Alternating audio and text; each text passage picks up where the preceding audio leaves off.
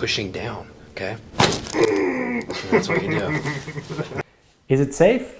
Well, generally, yes, if performed competently and on the right person. The key thing is the right person, as there are a number of different indications as to why we wouldn't do these sort of manipulations, as it would not be safe. And these are things that we'd screen for in clinic. Some examples of these include osteoporosis, some vascular conditions, connective tissue disorders, recent major trauma, as well as prolonged steroid use.